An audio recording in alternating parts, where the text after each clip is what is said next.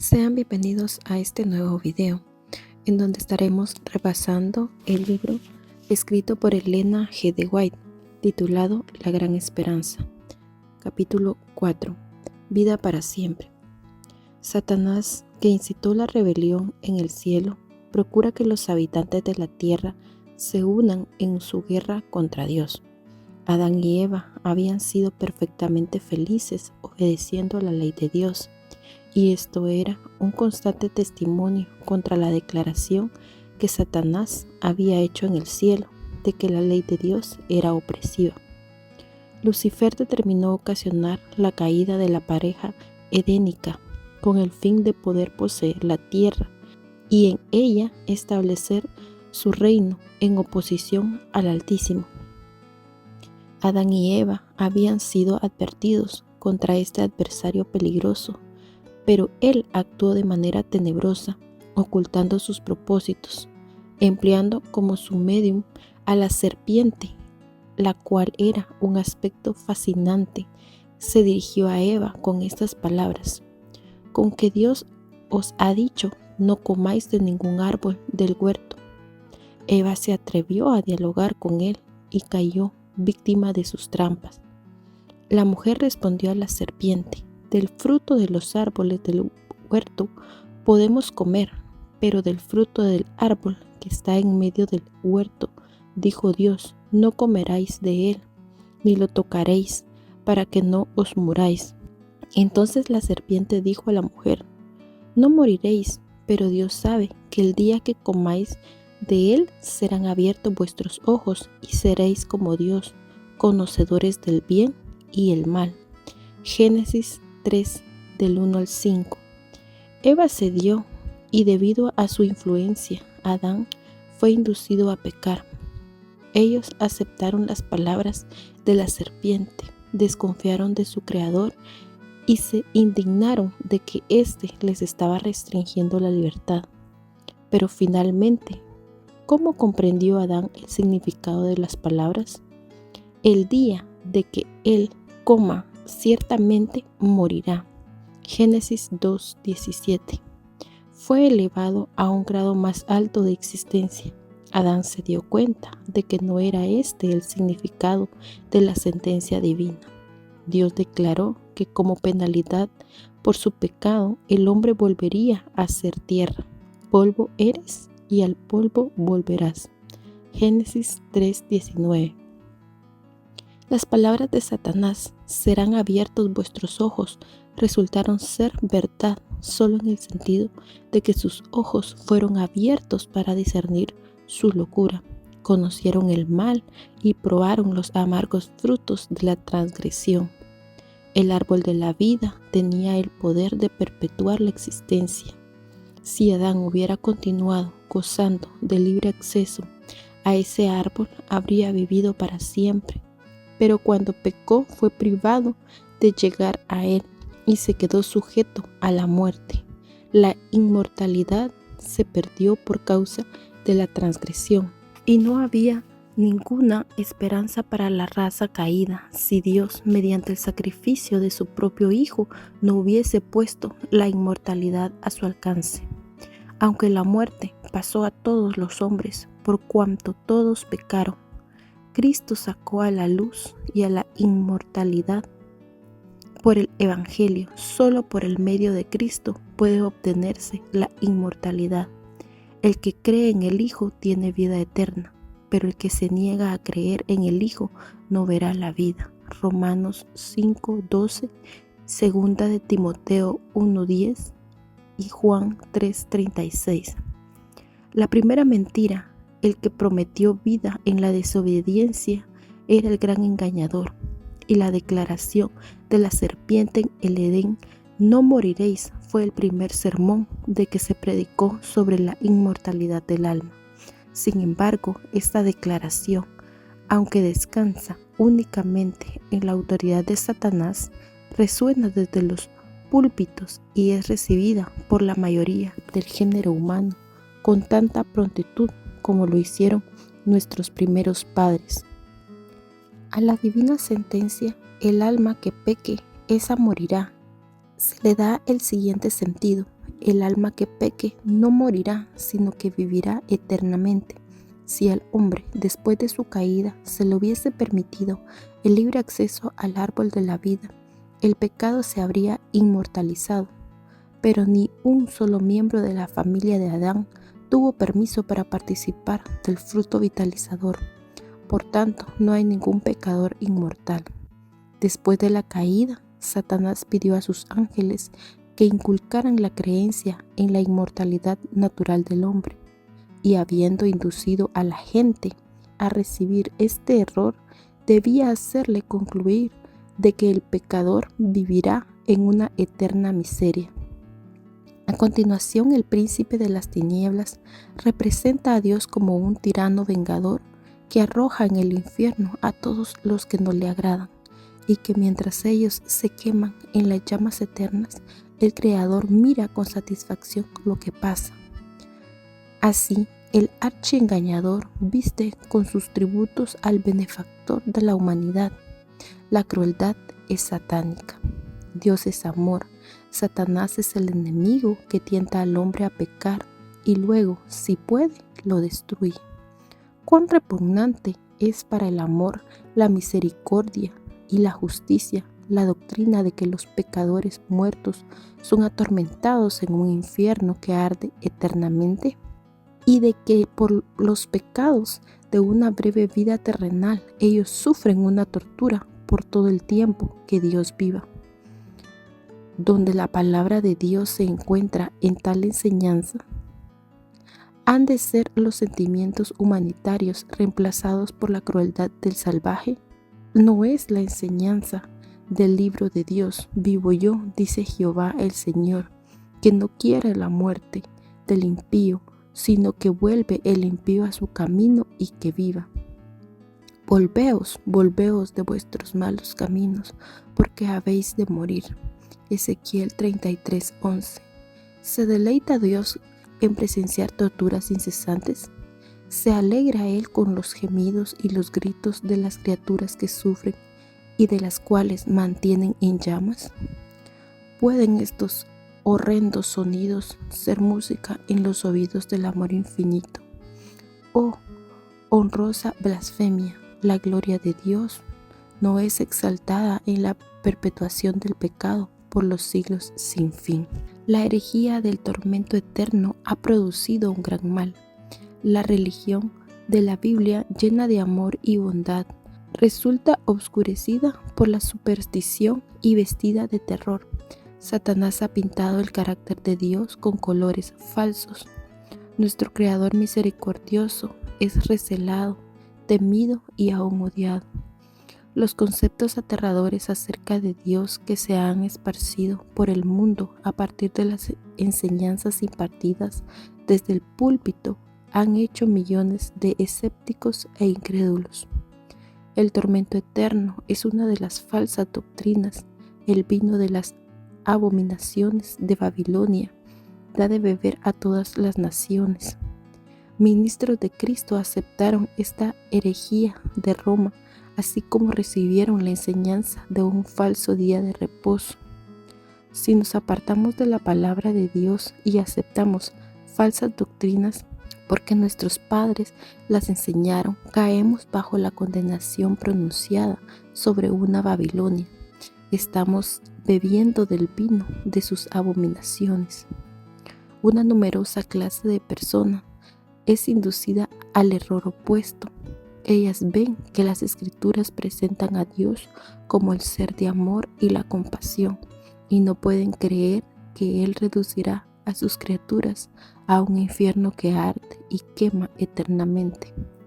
Al creer que el alma es naturalmente inmortal, llegan a la conclusión de que todo género humano será salvo.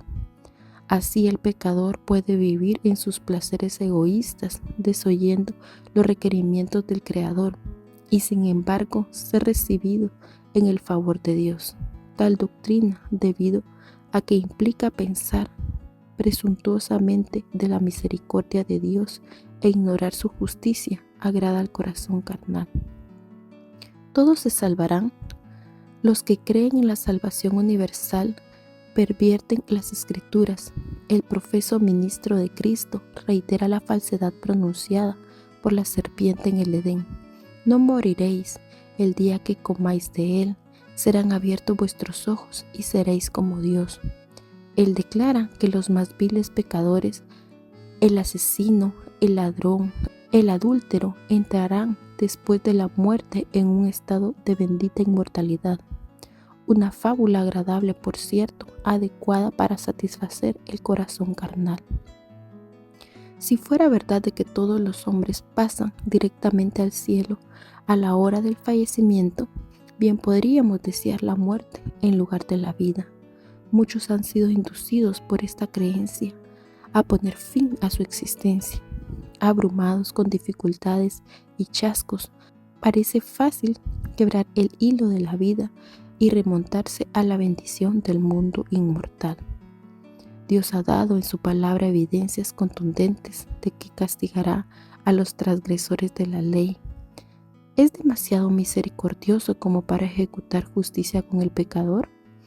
Contemplen la cruz del Calvario. La muerte del Hijo de Dios testifica que la paga del pecado es muerte, que la violación de la ley de Dios debe recibir retribución.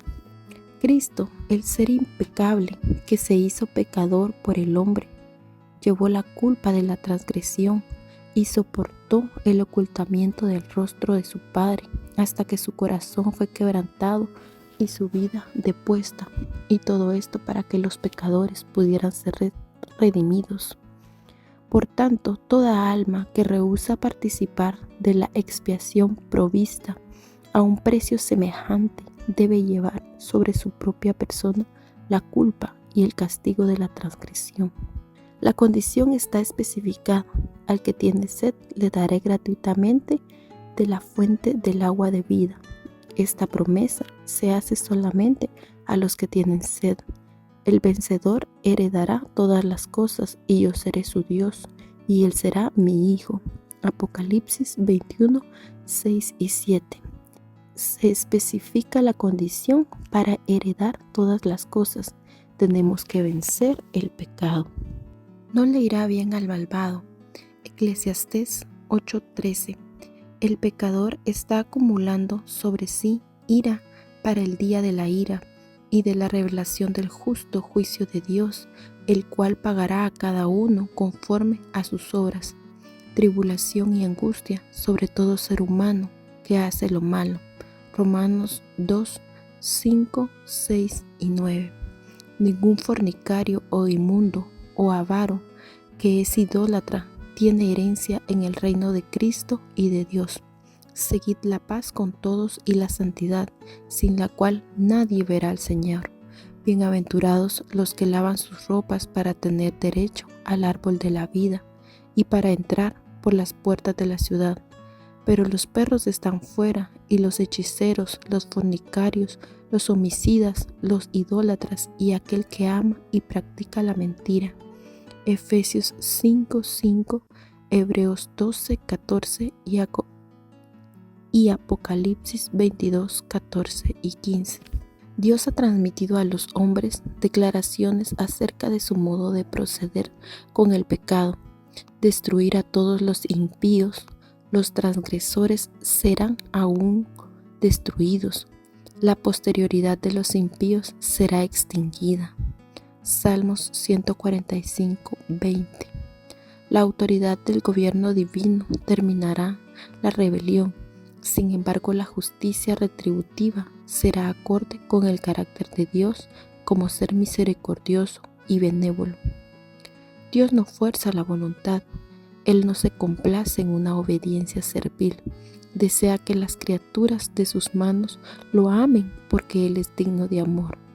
Quiere que le obedezcan porque tiene un aprecio inteligente de su sabiduría, justicia y benevolencia. Los principios del gobierno divino están en armonía con el precepto del Salvador. Amad a vuestros enemigos. Mateo 5:44. Dios ejecuta justicia sobre el malvado por el bien del universo y aún por el bien de aquellos que son motivo de sus juicios. Él quiere hacerlos felices sí puede, lo rodea de las manifestaciones de su amor y continúa sus ofertas de misericordia. Pero ellos desprecian su amor, rechazan su ley y no aceptan su misericordia. Constantemente reciben sus dones, pero deshonran al dador. El Señor tiene larga paciencia con la perversidad, pero a estos rebeldes los aprisionará y con cadenas a su lado y los obligará a hacer su voluntad. No preparados para ir al cielo. Los que eligieron a Satanás como su líder no están preparados para estar en la presencia de Dios. El orgullo, el engaño, el libertinaje y la crueldad se han fijado en sus caracteres. ¿Puede entrar al cielo para morar para siempre con aquellos a quienes odiaban en la tierra? La verdad jamás será agradable para un mentiroso. La mansedumbre no satisfacerá al engreído. La pureza no será aceptable para el corrupto. El amor desinteresado no resultará atractivo para el egoísta. ¿Qué gozo puede ofrecer el cielo para los absortos en sus intereses egoístas? ¿Podrían aquellos cuyo corazón está lleno de odio hacia Dios, un Dios de verdad y santidad, mezclarse con la multitud del cielo y unir sus cantos de alabanza con ella? Se les concedieron años de prueba y de gracia, pero ellos nunca educaron la mente para amar la pureza. Nunca aprendieron el lenguaje del cielo. Ahora es demasiado tarde.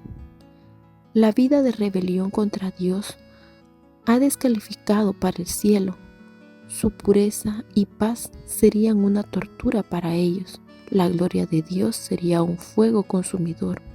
Anhelarían huir de ese lugar sagrado y darían la bienvenida a la destrucción para esconderse del rostro del que murió para redimirlos.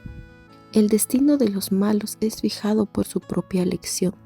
Su exclusión del cielo es voluntaria y ha sido elegida por ellos mismos, y a la vez es un acto justo y misericordioso por parte de Dios.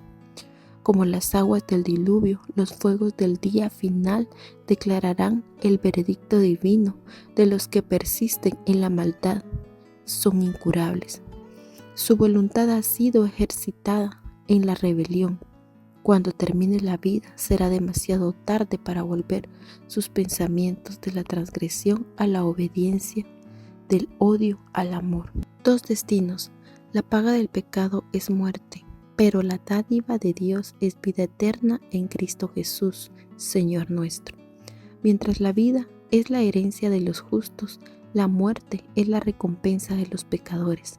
En la Biblia se presenta la muerte segunda en contraste con la vida eterna. Romanos 6:23 y Apocalipsis 20:14. Como consecuencia del pecado de Adán, la muerte pasó a toda raza humana. Todos van a la tumba de la misma manera y por medio del plan de salvación, todos habrán de ser rescatados de la tumba.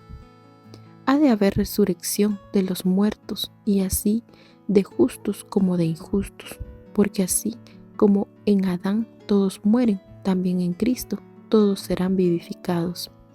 Pero se establece una distinción entre las dos clases de personas que serán resucitadas. Todos los que están en los sepulcros oirán la voz, y los que hicieron lo bueno saldrán a resurrección de vida, pero los que hicieron lo malo a resurrección de condenación.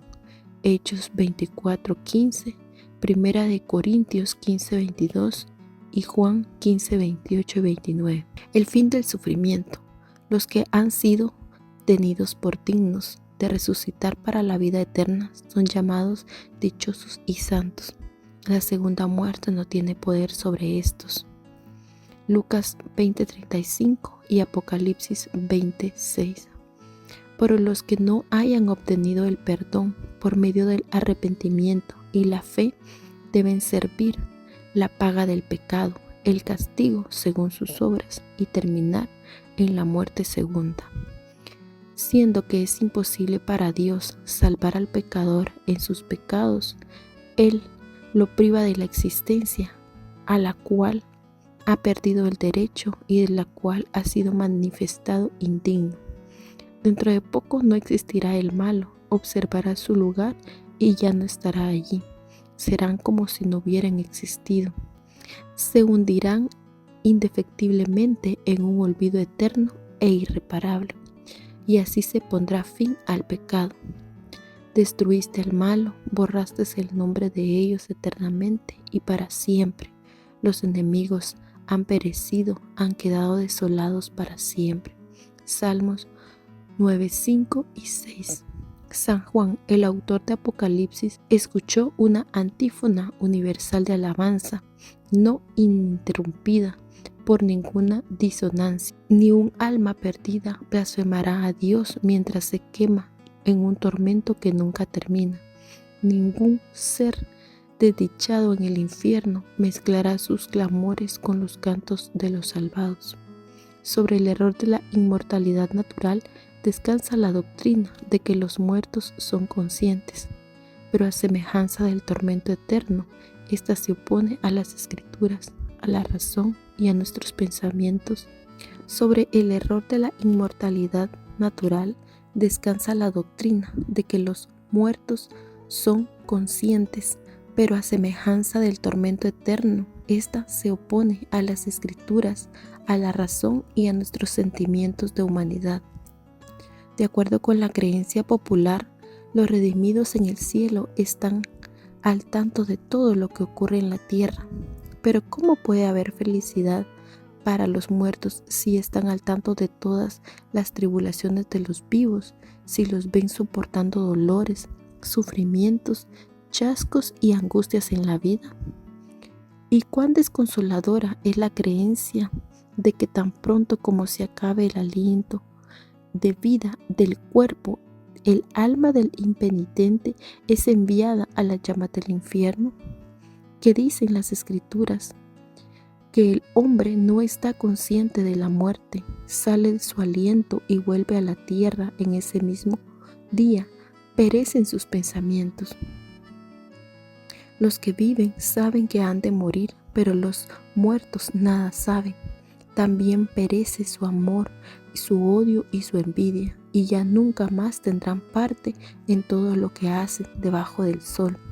El Seol no te exaltará ni te alabará a la muerte, ni los que descienden al sepulcro esperarán en tu verdad. El que vive, vive, y éste te dará alabanza como yo hoy. En la muerte no hay memoria de ti. En el Seol, ¿quién te alabará? En el día del Pentecostés declaró: David murió y fue sepultado, y su sepulcro está con nosotros hasta el día de hoy. David no subió a los cielos. Que David permanezca en la tumba hasta la resurrección, prueba de que los justos no van al cielo en ocasión de la muerte. Resurrección a la vida eterna. Cuando estaba por dejar a sus discípulos, Jesús no les dijo que ellos irían pronto a reunírsele. Voy pues a preparar un lugar para vosotros, y si me voy y os preparo lugar, vendré otra vez y os tomaré a mí mismo. Juan 14, 2 y 3. El apóstol Pablo nos dice, además de que el Señor mismo, con voz de mando, con voz de arcángel y con trompeta de Dios, descenderá del cielo. Entonces los muertos en Cristo resucitarán primero. Luego nosotros, los que vivimos, los que hayamos quedado, seremos arrebatados juntamente con ellos en las nubes para recibir al Señor en el aire, y así estaremos siempre con el Señor. Y añade: por tanto, alentaos los unos a los otros con estas palabras. 1 Tesalonicenses 4, 16 al 18. A la venida del Señor, las cadenas de las tumbas serán quebrantadas, y los muertos en Cristo serán resucitados para vida eterna. Todos han de ser juzgados de acuerdo con las cosas escritas en los libros y recompensados según sus obras. Este juicio no ocurre en ocasión de la muerte, por cuanto ha establecido un día en el cual juzgará al mundo con justicia.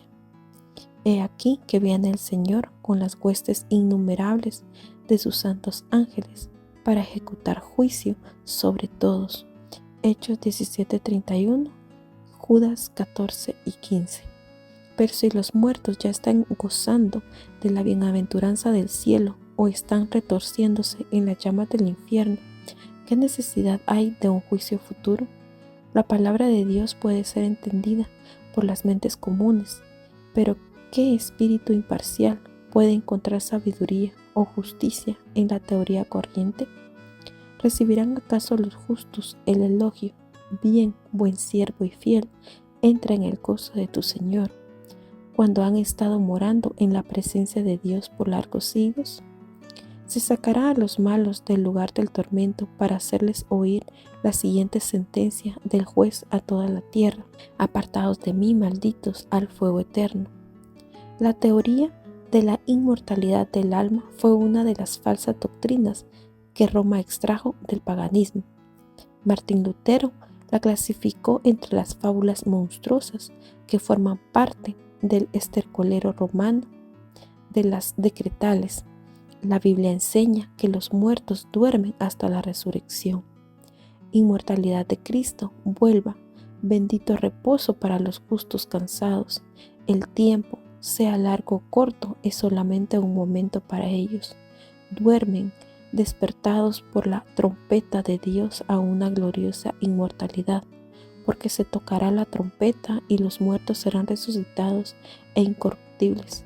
Cuando esto corruptible se haya vestido de incorrupción y esto mortal se haya vestido de inmortalidad, entonces se cumplirá la palabra que está escrita: soberbia la muerte en victoria. Corintios 15, 52, 54. Llamados de su sueño, reanudarán el curso de sus pensamientos en el preciso lugar donde estos fueron interrumpidos por la muerte. La última sensación que sintieron fue angustia de la muerte. El último pensamiento era el que estaba cayendo bajo el poder de la tumba. Cuando se levanten del sepulcro, sus primeros pensamientos de regocijo hallarán expresión en el clamor triunfal: ¿dónde está, muerte, tu aguijón? ¿Dónde, sepulcro, tu victoria? Primera de Corintios 15:55.